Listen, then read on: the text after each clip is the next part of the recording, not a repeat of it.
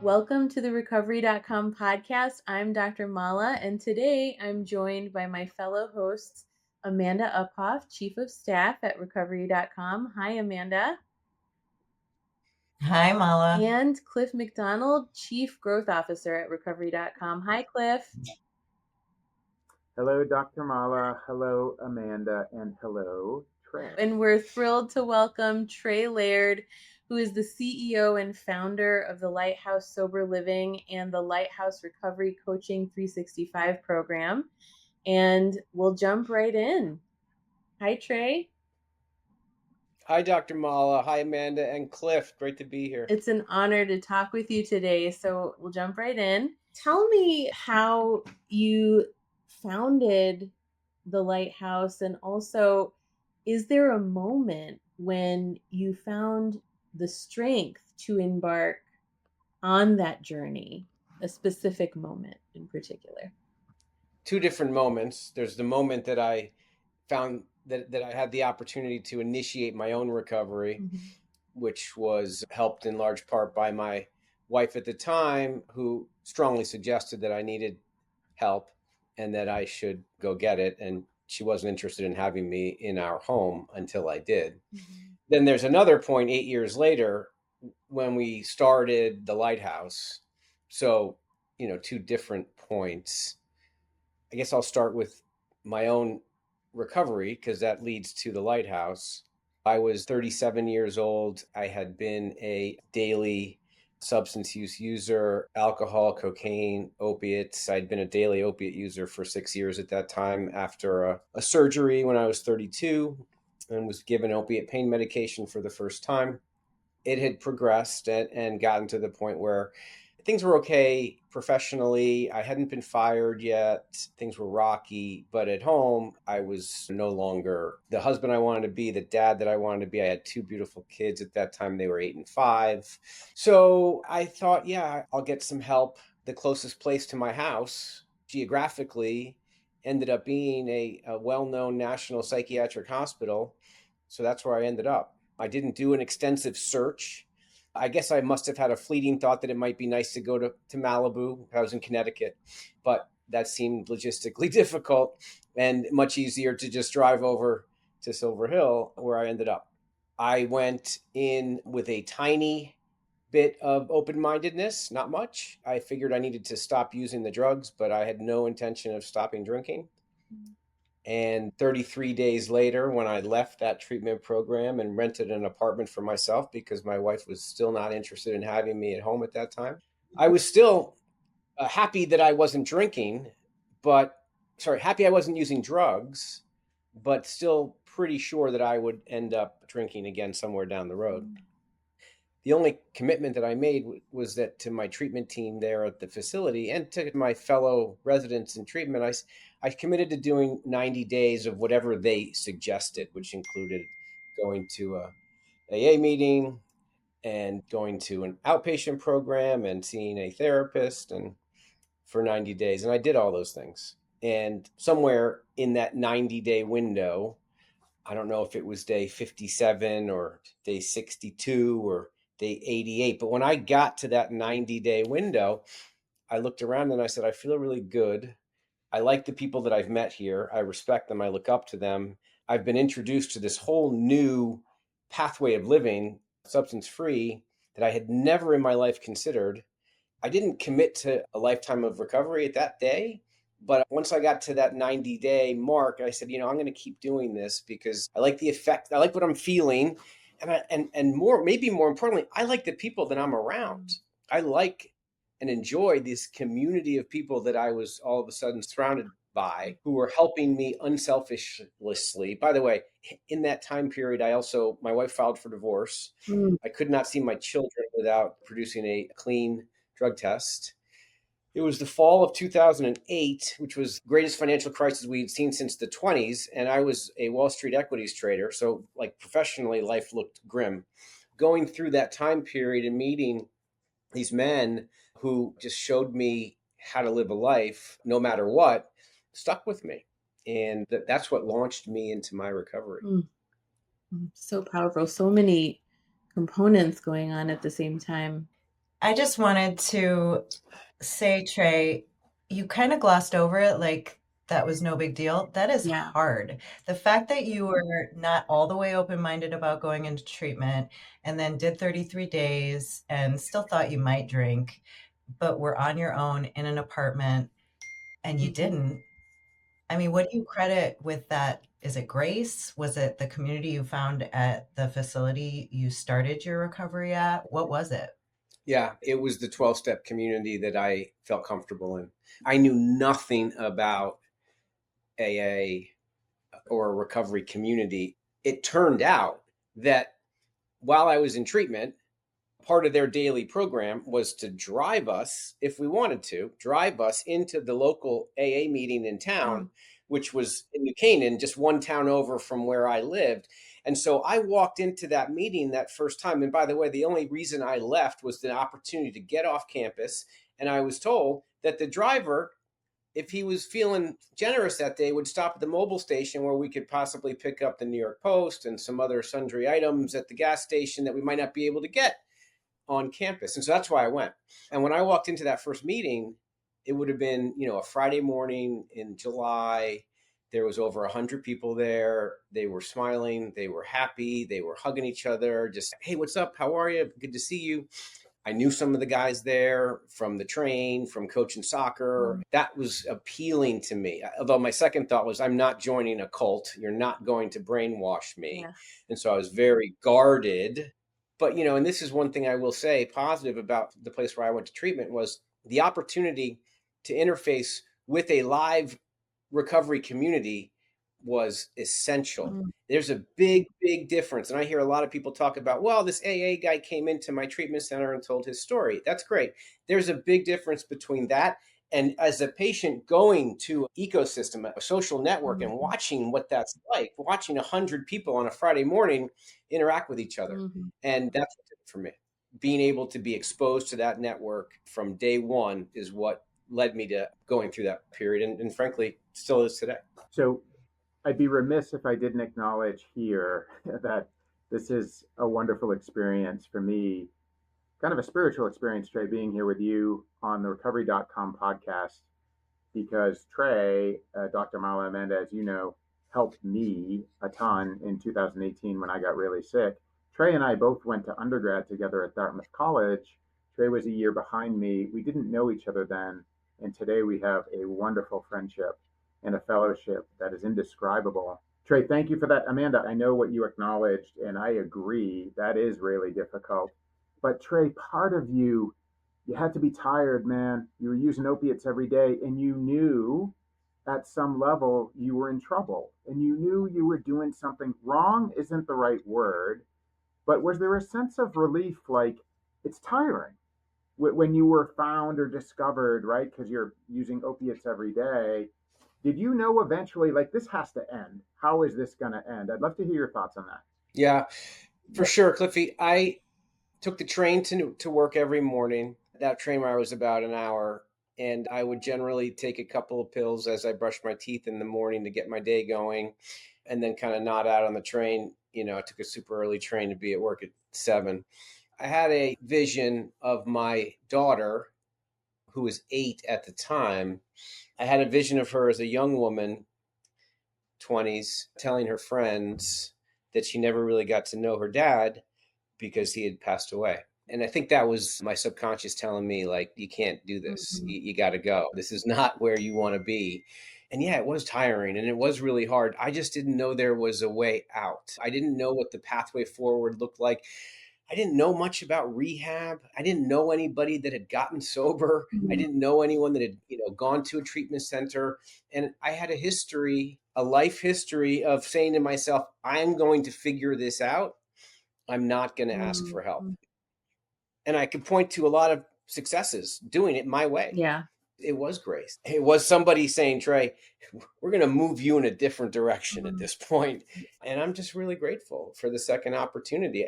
Listen, we'll get into it, but I work with people in early recovery now every day. And I understand the challenges and their mindset. And the best thing and what I love doing most in my job is saying, I get it. Mhm. I totally get where you are. And not do I get it like I read about it or I understand it because I've read about people. I was there. Mhm. Mhm.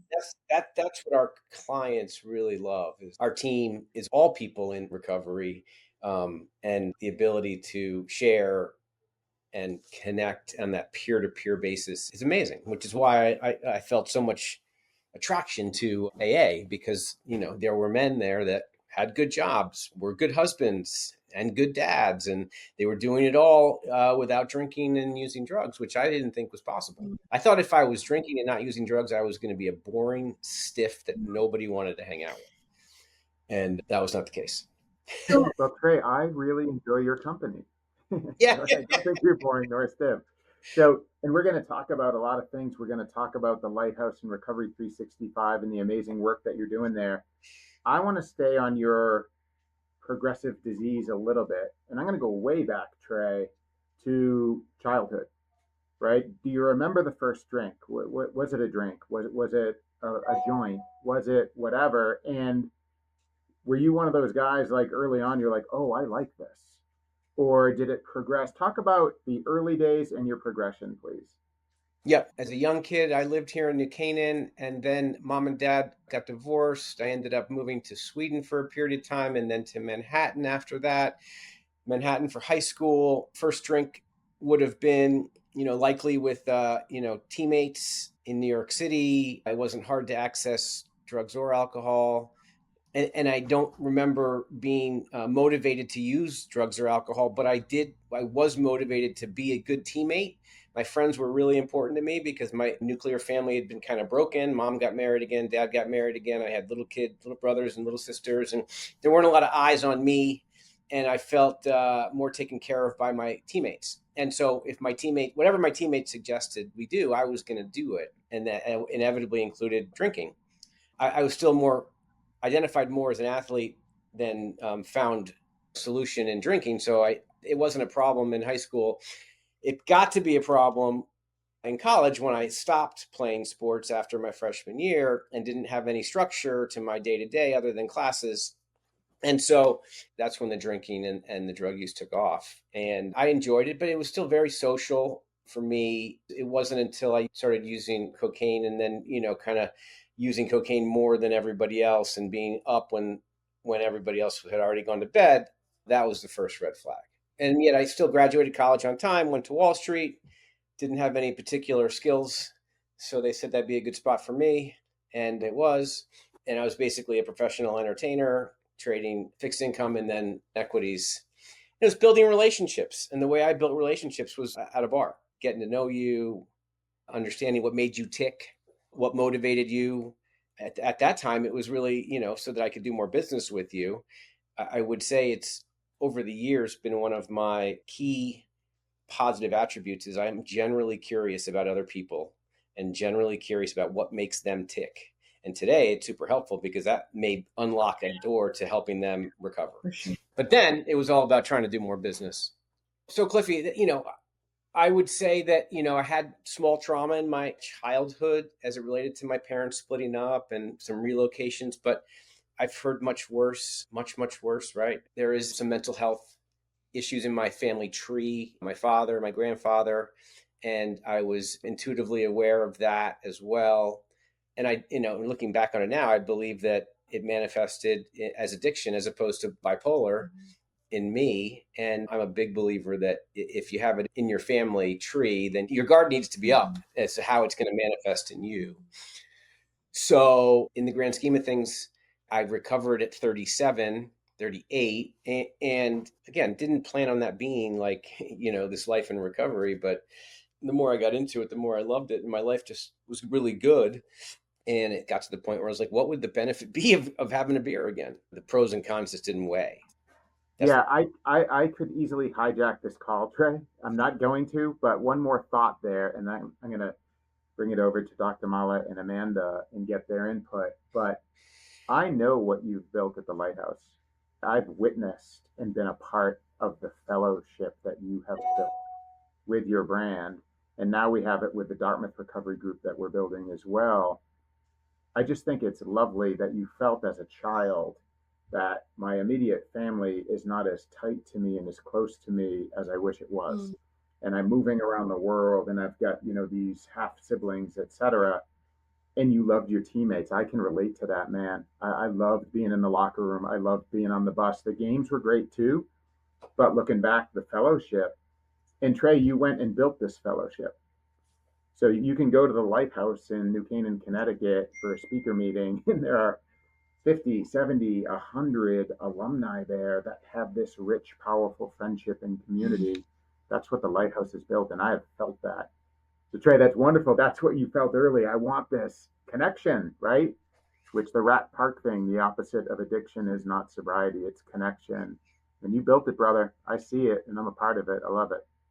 Yeah, I'm so grateful, Cliffy, that you have been there to witness it. And I love it when people come and see it. We had a speaker last week from a well-known, acclaimed program called Jaywalker Lodge in Colorado. Bob Ferguson came, and he was very complimentary as well of the love and the energy that he felt Mm. there. And there's nothing better. Amanda was asking me if I had gone to the West Coast Symposium, and I said no. I enjoy it, but it's kind of far. I got 3 little kids at home. But the best marketing for me is to get people to come to New Canaan and experience what you have experienced, because it's hard to not see it and feel it, because it is very vibrant and it is very strong, and it's based on this idea that we've all been in a really, really dark place. I tell the clients at the Lighthouse, like, nobody woke up on a winning streak and said, I'm going to go to the Lighthouse today. Mm. I'm going to go check into a sober house. We all got here because things weren't going good. Mhm. And the beauty and the energy comes from the recovery that's happening in real time, Mhm. like hour to hour, day to day with these guys. We talked about this as being one of the problems is, of course, isolation. So, a disease of isolation, a lack of connection. And it sounded like when you were explaining having to get on that train early in the morning and then go in and then connect and then come back, there was almost this kind of other version of you that you had to put forward. And I'm interested to know more and hear more. And I know our audience would be very interested as well in hearing about that disconnect between you connected to yourself, who you truly were, are, wanted to be, and then that person that was on the train trying to survive and putting themselves forward. What was that like, and what got you to the place where you realized, like, I am not connected to myself and I need to be? I understand exactly what you're saying. I've been my whole life, more of an extrovert, more of a guy that likes to be around people. Like, being by myself actually is very uncomfortable for me, whether I'm sober or not. There was a point, and you mentioned the train. The train actually was a moment of solace for me because it was early in the morning. I didn't have to talk to anybody, and I had just taken some medication. Mm. The hard part was after work, when the trading day ended, when my typical MO was to go out to the bar with a bunch of coworkers and clients, and, kind of the cheers norm feeling of walking in. And I knew I was in trouble intuitively when I stopped going to those places where I actually knew a lot of people, and I would go to other places where I for sure did not know anybody. It didn't make sense to me. It wasn't like an alarm bell on the first time that happened, but pretty quickly, I had a hard time ignoring the fact that this was a guy that liked to be around a lot of people, lots of friends. And now all of a sudden, I am around a lot of people, but I don't know who they are. Mm. Some of them were not people I typically would hang around with, Sure. and probably shouldn't be hanging around Mm. with. And so that was a process, and part of the reason why I believe I ultimately was able to, have that open-minded, a small amount of open-mindedness to get treatment. But listen, I've seen people that ignore one warning sign, two warning signs, three warning signs, and that's really difficult. The denial can be super strong. But for sure, for me, being somebody that liked to be around a lot of people, going to someone that, wanted to not be around those people was a big warning flag for me. Mm. Mm. How has this profound realization of your inner resilience shaped your approach to helping others and even helping yourself? So I'm hearing that there was a resilience that started to build in a different way. How has that shaped your approach to helping yourself and others? I don't think of it as resilience. I understand the connotation. Mhm. My path, my story is one of drawing that strength that I needed in order to recover from this massive, incredible recovery community that I found, that I was introduced to, fortunately, in my hometown. I drew so much strength and wisdom from that, 150 meetings in 90 days that I Mhm. went to. That literally changed the course of my life. Mhm. Like, I wasn't planning, I wasn't trying to figure out how to start the Lighthouse. Like, I was going to be happy going back to Wall Street for the rest of my life. Didn't work out that way. But the resiliency came from the strength that I received, the strength I received from the community, the support, the people calling me up and saying, Trey, how you doing today? Yeah. Um, how can I help you? What's going on with you? I came from this community on Wall Street that was very competitive and very cutthroat. That was kind of the life, the world that I lived in. Again, I was very scared and cautious about these people, these guys that I was meeting early on, because they generously were offering me support and time without any Yeah. ask. There was no reason why they were. It wasn't until years later that I intuitively comprehended that they were helping me because it was helping them stay sober. Right? Such a Took me a Yeah, while. Trey, yes. I think that so Trey, I know your culture and you know my culture and we know our common cultures. I think it was really surprising for you to see vulnerability Mhm. Oh yeah. because you're surrounded by a bunch of alpha males who want the world to think that their life is perfect. Fair? Oh, absolutely. You're 100% right, Cliff. That was one of the things that drew me in. I couldn't believe the language that I was hearing in those first few meetings. A guy sharing his story and that vulnerability. I mean, that was nothing. I didn't have that language because that was verboten. I couldn't ever show you my weak spots, or you might use them against me. Totally. Yeah, yeah. Trey, I say that where I grew up and the culture that I grew up in, I learned it took me until I was 48 years old to learn I was petrified of being afraid. And I couldn't show anyone that I was afraid. And I was so full of fear. Right. And then when you see someone who looks like they have a good life and who got their butt kicked and shares that story of how they got their butt kicked and you see them thriving, Trey, did that enable you to say, okay, I'm going to get honest here too? That's what you've done. And then you share it. Do I have it right?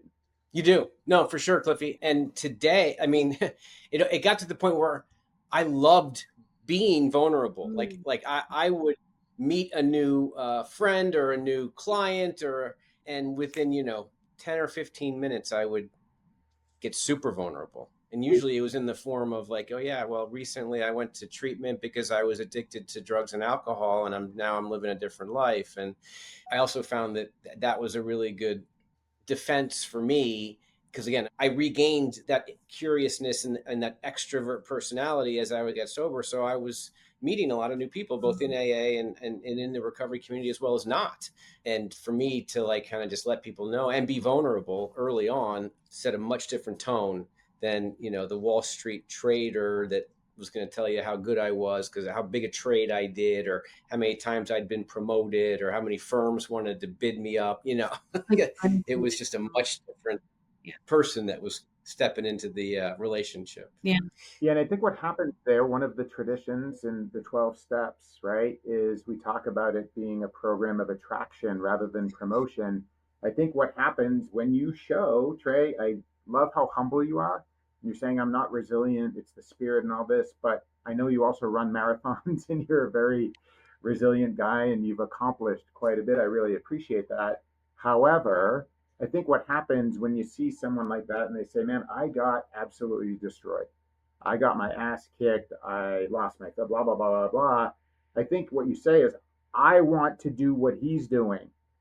I have things I'm afraid of. I have things in my life that are broken, but I've never had the space to say that. So I'm going to hang out with this guy. Do I have that right? That is the program of attraction, right? Correct. Okay. Yeah. And by the way, that was also very important, a very important thing that didn't happen in my AA groups that I went to was nobody came up to me and said, Trey, you have to do this and you have to do that and you need to do this or you're going to drink again. It was always put forth in the suggestion of like, hey, here's what I did that worked for me. And here's what I did in that situation. And here's what my buddy Bill did in this situation. Because if I had someone, again, very nervous about having being brainwashed and joining a cult, if I had someone come over to me and tell me, you got to do this, I was likely to do the opposite. So, and by the way, as you and I both know, not all AA groups are the same. There is no national rules. And I've met plenty of people who have had an experience of walking into an AA meeting and being told exactly what they had to do. And they said, thanks, but no thanks. I'm not interested in this. I'm not attracted to this flavor of recovery. What works for me may not work for everybody, right? Right. Everyone's journey is different.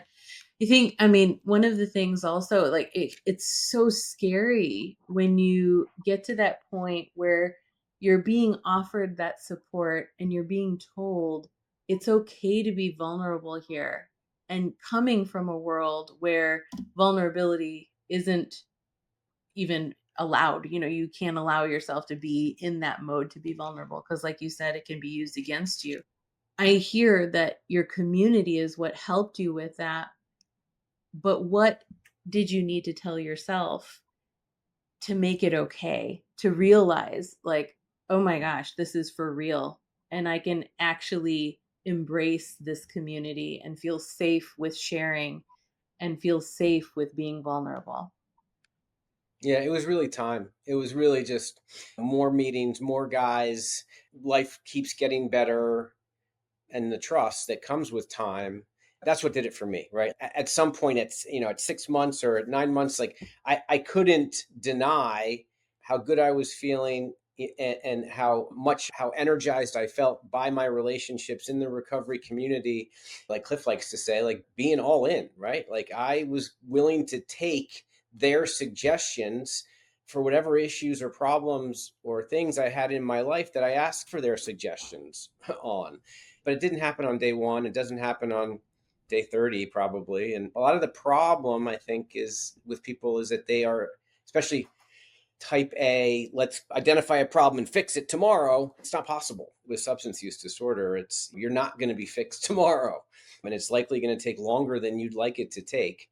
But once I understood that I was on the right path and it felt good to me, I switched from going to meetings because I had to, because I was, told that I should be, to going to meetings because I wanted to, because I was drawn there to hear the stories of recovery and to participate. And just like being successful or making money, right? Like being vulnerable became a something that I really look forward to doing too. And, kind of fitting in that community, it felt really good. And so I ended up going to more meetings and more meetings and then realized that, when I travel to San Francisco or if I travel to Florida or London or wherever, like there's meetings there too. And if I raise my hand and I say, hey, I'm heading to San Francisco next week. If anyone knows any good guys or good meetings, like every single time I did that, I got a new contact. That's how I kind of still run my life today.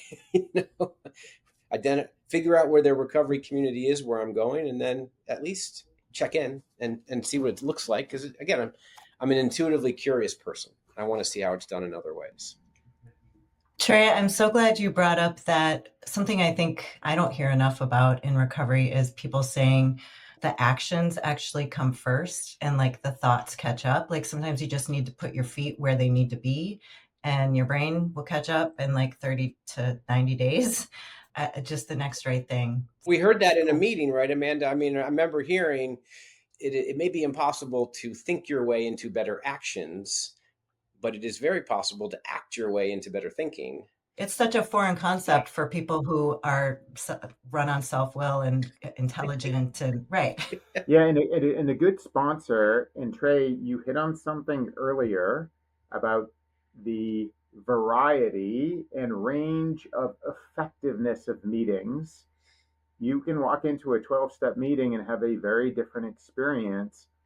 Trey, we're going to talk about Recovery 365, the coach, player, teacher, student, mentor, mentee, sponsor, sponsee relationship is so important. So important, right?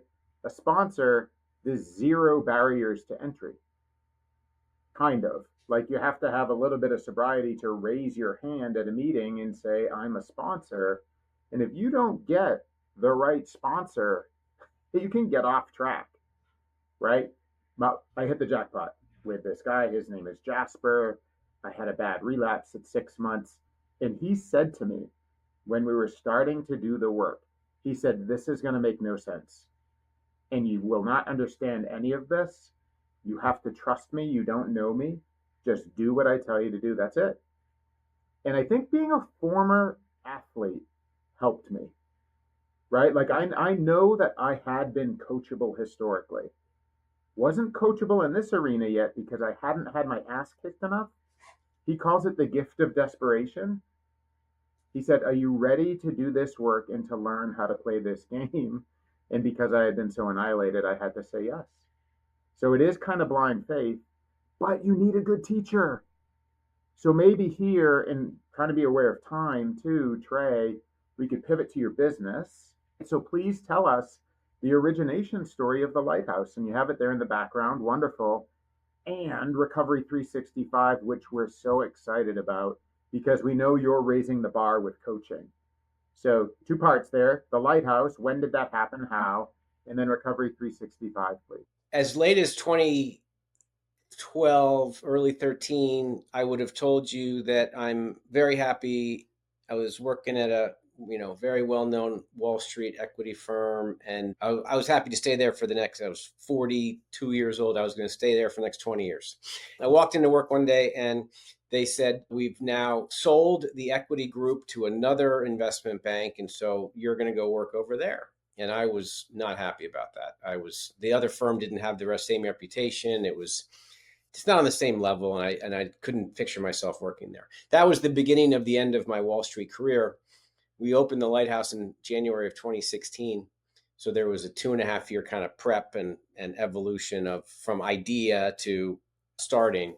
But at the end of the day, right, like just like I had nowhere to go after treatment because my wife didn't want me home, and I ended up renting a house in New Canaan because I wanted to be close to that recovery community. It wasn't a great idea living by yourself in early recovery, lots of opportunity to isolate. But I did it, and did it largely because of that recovery community. But the Lighthouse was formed with the idea that there needed to be a house. There needed to be a place for guys at first, and then eventually women, separate houses, to be able to go after treatment as they merge back into life. There was no sober living in general has this terrible reputation nationally of a rundown house, trying to fit as many beds into a house as possible. So, because it's, all fixed costs. And so, can we fit 16 beds into a 4-bedroom, right? So nobody wants to go, especially Wall Street guys or professionals or families with means. And so my idea was to kind of, upend that and have a beautiful house, lots of space, great amenities, chef, the sheets and the towels, and then also be able to access that local recovery community in Darien, New Canaan, Fairfield County that I had found so effective. We were helped by the fact that at that time in 2016, there was a lot of large houses in New Canaan and Darien that were kind of sitting, not selling, and nobody wanted to be kind of away from the centers of town. And Darien and New Canaan felt like it was too far away to commute into the city. And so anyway, we were able to get a great house. And I figured through my relationships with the treatment center that I went to, I would just kind of give them a call and tell them what we were doing, and they would start sending guys our way. And so we rented a house, and it really, at the beginning, wasn't much more than that. We opened in January of 2016. We had 1 client in January. We had 3 by March. We had 5 by June, and we had 8 by October. So our thesis that there was an interest in that happening in that product was found to be true. Recovery coaching, I had never heard anything about it until I read a piece by Phil Valentine, who is the executive director of CCAR. And CCAR just happens to be here in Connecticut. And at this time in my life, I'm still an extrovert. And so I ended up emailing Phil and saying, hey, I'm really interested in your recovery coaching and your curriculum. Can we talk about it? Long story short, Phil's still an inspiration and a mentor for me.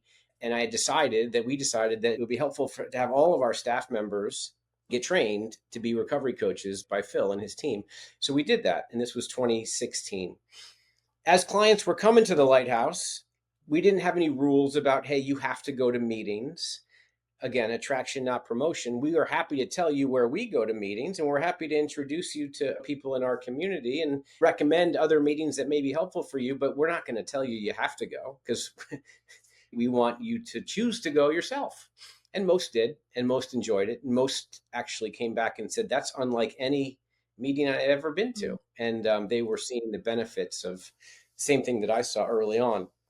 And so the way that 365 came about was, as a client was exiting the Lighthouse, say they stayed for 3 or 6 months and getting some time under their belt and going back to work and reuniting with their family, they wanted to stay connected to the Lighthouse and not just like on an alumni basis and stop by now and then. They wanted to continue to meet with our staff and come to the house regularly.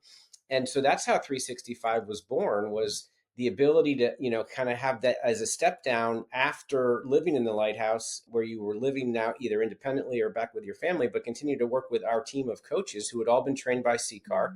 And that was your way to stay connected. And so now, today, 70% of our clients that come out of the Lighthouse are doing 365 afterwards. They do it for an average of 6 months, a little more, 7 months. And it keeps them connected to our community, keeps them accountable. A coach, Cliff, we would need a whole nother podcast to talk about sponsors and coaches and what the difference is. And for the first 3 years of the Lighthouse, that's all I talked about. Well, what is the difference between a coach and a sponsor? I think I can sum it up really quickly by saying, we all know that there's roughly 20 million people in the country that identify as being someone who has recovered from a substance use disorder, meaning they used to have a problem with drugs and alcohol, and today they don't. We also know that there's roughly 4 million people that identify as members of AA. So out there's 16 million people who have recovered that don't go to AA. So AA does not have a monopoly. And that fact, when I heard it for the first time, smacked me across the face, because all the guys I hung around with were in AA. Turns out we're the minority. Most of the people out there don't go to AA. So there are some people that in recovery who don't even know what a sponsor is, right? So to expect that everyone's going to get a sponsor is silly. If you go to AA and that's your pathway, then yeah, you might want to get a sponsor. And if you don't like your sponsor, or you think that he says something that's a little strange, you might want to get a different one. And if you don't like the second one, get another one as well. But at some point, you have to be honest with yourself and say, who am I going to take direction from? My brain is amiss. I'm not thinking clearly. I better figure out who I'm going to trust. And then when I identify that person, I better do what that person says. For me, it was an administrator at the hospital, and then it became a couple of core guys at AA. For our clients today, I say that to them right when they get here. I'm like, listen, you're not thinking straight, and you're going to feel better before you are better. My suggestion to them is, listen, identify the person that you're going to trust, identify your recovery board of directors. And then when you have any major decision to make, run it by them before you make that decision. And that could be a sponsor. That might be your coach. It might be your dad. It might be your caddy. It might be your boss. It might be a buddy from high school. But figure out who it is. And then don't waver from that for a period of time, because you're not making good decisions on your own. I've seen the effectiveness of your approach. I've seen it. I've experienced it. I've been in the rooms. I've been at the Lighthouse. I've been on the golf course with your alumni, for lack of a better term. The beginning of chapter 5, how it works in the big book of Alcoholics Anonymous. Rarely have we seen a person fail who has thoroughly followed our path. So Trey, you've built something that works, right? The data supports that. I'd love your thoughts, and this is a separate podcast too. Will we get to the point where we see payers, insurance company, paying for high quality recovery coaching? Yeah, I mean, Cliffy, I wish I could give you a different answer, but I don't know enough about public health and insurance companies to see how that's going to happen. It's certainly not my mission, right? I'm not interested in the bureaucracy and the fight. Would it be great if they did? Absolutely. Would it? So you will say the strategy for the Lighthouse 365, you are a premium brand. That is abundantly clear. Private pay? Yeah. And that, okay. Yeah. We don't see a road to accessing insurance. If someday recovery coaching is insurable, then sure, we'll let people use their benefits to access our care. But I'm not going to make it my mission when I wake up in the Right. morning to figure out how to get that done. It seems like there's a better use of my time. And if that Dr. Mala, do you have any input there from a clinical perspective? Like we, right, as non-clinical people, Trey and I and Amanda see the effectiveness of this relationship.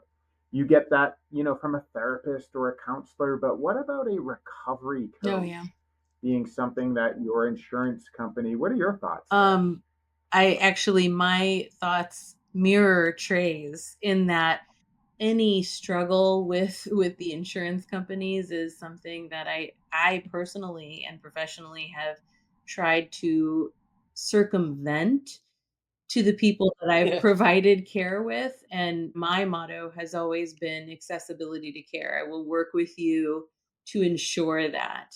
My business does that as well. So I love, Trey, that you're focused on not worrying about that as much. Someday, I do believe it will be an included feature. I am very excited for that day. Tools and support systems like coaching and peer support, they're vital. They're vital. And I love being able to be an advocate as a clinician, therapist, coach, executive person to highlight those tools. And I will continue to do so.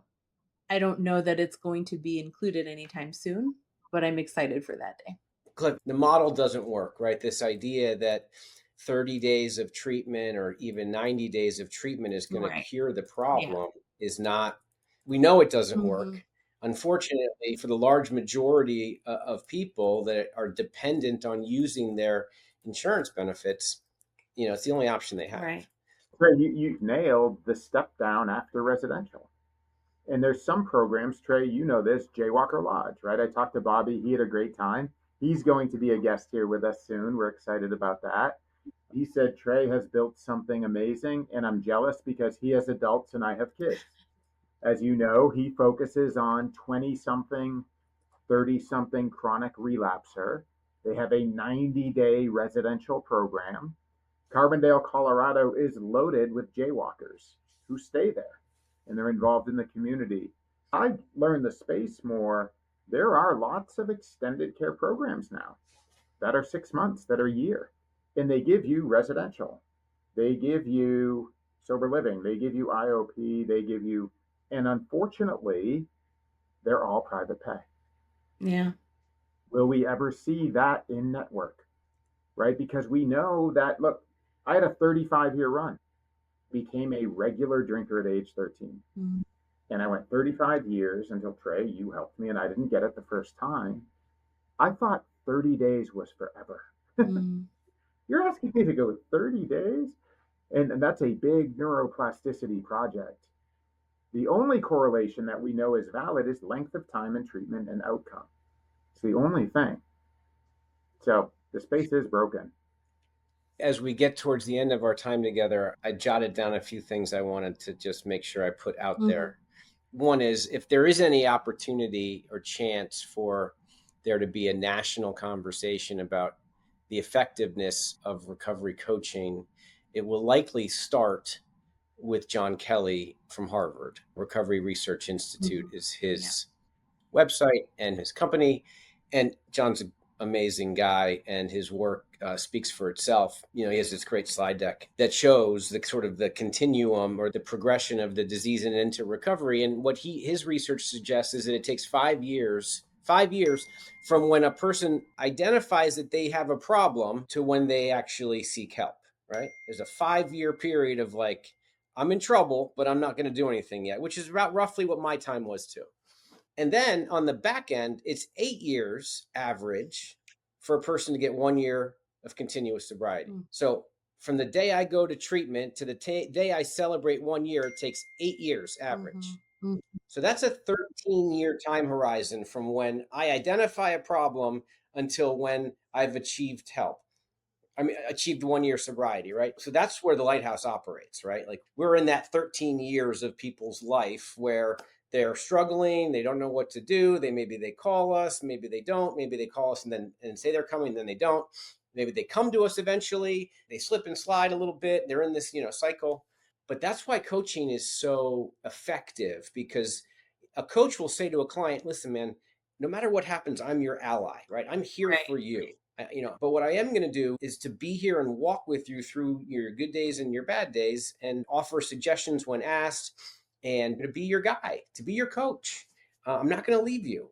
I love AA, but there's a lot of people that once they relapse will not go back to AA and raise their hand and say, I slipped again, because they feel like they've let the community down, or they're going to feel the stigma that comes with that relapse. And so that's another effectiveness of the coaching. But John Kelly's research is really where we've taken a lot of direction as we've built 365. And at the end of the day, what a coach is going to say to you, Cliff, and say to you, Amanda, is like, you need to identify what's going to work for you and then do it. And I'm going to help you identify what's going to work for you, whether, like you, Amanda, you talked about MAT the other day, and whatever works for you, do it, right? And I'm, as a coach, going to continue to offer new solutions and also, see if you're still doing what we talked about working for you. If AA is perceived as the only way to recover, we're going to lose more people than we're going to gain, right? There has to be multiple pathways. People have to understand that there are lots of different ways to do this, and you got to pick your flavor, right? You're here. Yeah. Most of our clients have an alcohol use disorder. They're not opiate cases. But I can tell you that I've met a bunch of people over the years who used to inject cocaine and heroin into their arm, who don't anymore, who identify as being in recovery, even though they still smoke pot now and then. And, they will tell you that their life is really good. And that's not my pathway. I know that wouldn't work for me, but I can't dismiss this person saying, I used to inject cocaine and heroin in my arm and now I don't, but I do smoke pot now and then, and that works for me. Okay, great. That works for you. Sounds like you are a proponent of harm reduction, right? Like, I'm a proponent of whatever works for you. Yeah. Trey, I know you said you had some notes. One question that I did want to ask just for our audience again is, could you break down what Lighthouse offers and what the progression may look like for individuals coming in for treatment? Yeah, so the Lighthouse has 2 homes, men's house, women's house, for recovery residents. Clients typically come to us after a 30-day treatment stay, inpatient. So they're coming to us with a month of recovery. We ask clients to stay for 90 days minimum. The average length of stay is closer to 4.5 months while they're there. It's important to note, while our clients are in residence, they are free to come and go. They have their cars, they have their phones, they can travel for business, they can see their families, they can do whatever they want to do in their life except for use drugs and alcohol. And so they typically stay about 4.5 months. That's our first phase. And then our other phase is our Recovery 365 program. Important to note that all of our residential clients are in our 365 program. Then you move out of the house and continue in the 365 program, which is you have your own recovery coach. You come to groups and programming and meals at the Lighthouse. You participate in our community. We do trips. We do ski trips. We went to Costa Rica for a surf trip. We go up to Vermont for a hiking trip. And basically, whatever you think is fun, let's do more of it. Our 365 standalone program, clients stay in for 6-7 months, work with their coach. And then we step down to maybe meet with your coach just once a week, or maybe just don't meet with your coach, but continue to come over to the house, use it as a recovery clubhouse, if you will. Very nice one. Whatever you want to do is what we want to offer to you. We aren't doing this out of the goodness of our heart. It was not a profitable business for the first couple of years, and we kind of turned the corner somewhere along the way. But, I tell people, Wall Street buddies that call me up and say, hey, I'd love to do what you do. I say, great. Yeah, there's opportunity for you, but you got to be prepared that the pay scale is way different. And you have to figure out what kind of life you're trying to support and if you can make it work, because not everybody can. So the last thing I'll say, and an important new addition to our offering, just last year, we started family recovery coaching. And so now every client that comes to us not only gets their own coach, but their family gets a recovery coach. These are a different coach than the recovery coach. And they're calling the spouse or the dad or the mom or whoever wants that family coaching and helping them work on their recovery. And you say, well, what are they Absolutely. recovering from? They're recovering from the chaos that what they went through because their loved one was in active addiction. Mhm. And we have Mhm. seen profound benefits from this new offering. Our clients stay longer, they have better recovery, the families love having someone that they can work with as well, because you got to remember, your client goes into treatment, family's left with all the chaos and the mess that happened, and they're expected to kind of clean it up. Right. So they need support too. So that was all brought to me by Cindy Shaw. Cindy runs the Recovery 365 program, and has just changed the direction of the Lighthouse from the minute that she walked in here. And she walked in a year ago and said, we have to do family recovery coaching. And I said, great, go do Yeah. it. and so now all of our clients get family coaches as well, which has been a game changer. Yeah. And another thing that should be used more often in more communities. Yeah, 100%.